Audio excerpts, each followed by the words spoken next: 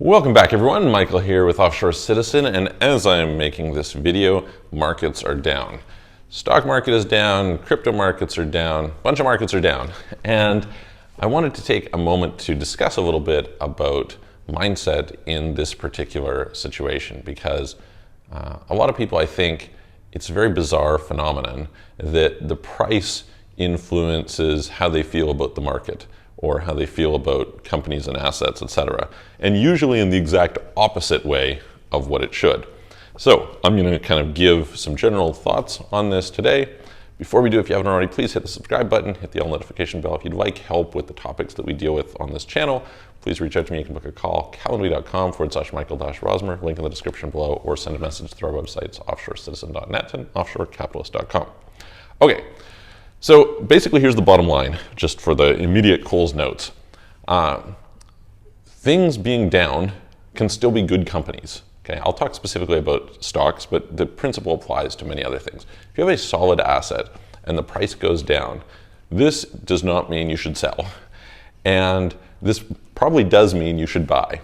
So when I take a look at it, just like, what is the inclination? The inclination is things are dropping, people are wanting to buy. And they have kind of this recency bias that's going on where they don't want to lose, right? It's the fear of losing. And much similar to the fear of missing out. When things go up, people tend to feel like, oh, they're going to go up more, and therefore they decide to buy. I had my father, I was talking to him recently, and he was commenting on how buying real estate was a good idea. And this was influenced by the fact that the past year there's been relatively high inflation, and in the area of where he owns some property, the prices had gone up on average across the province 37%.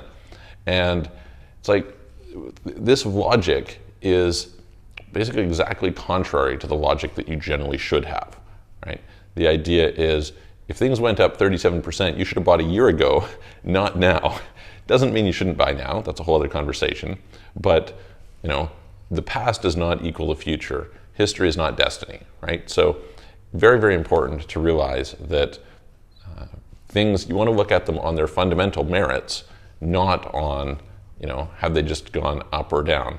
Or more importantly, you want to do that first, and then you want to try and buy when they're down, or at least when they haven't just had a parabolic run up, okay? So looking at a lot of people might be, say, negative on, let's say, tech stocks. They're like, oh, tech stocks are down. It's like, yeah. Does that change the fundamental underlying premise of how the company is doing or how the company is going to do over time? Probably not so much, right? On the flip side, you might say, okay, crypto is down. Yes, crypto is down. There's a whole bunch of trash projects, so some of them may go to zero before they ever go up. So not saying that you should buy. The idea of like buying the dip is true when you have a solid asset. So the first most basic question should always be, do I have a solid asset, right? Let's use a simple example.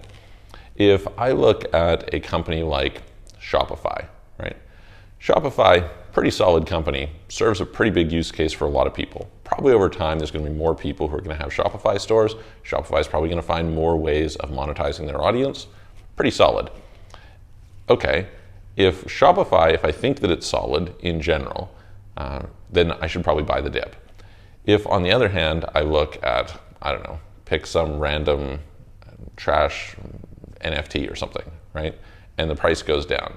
Should I buy the dip? Probably not. It's probably, if you have your 5-year-old's art and you put it into an NFT and it happened to have pumped and now it's collapsing, don't buy it. It's probably a bad idea.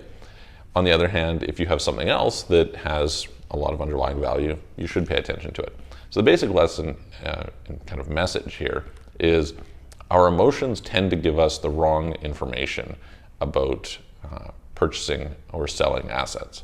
And when things dump a lot, the instinct very often is to sell. That's usually the wrong instinct. Usually the instinct should be to either wait for a correction, because usually what will happen is if you have a very negative drop, that it will bounce. It may continue down, but it's usually best to let it bounce, then sell, and not sell down here.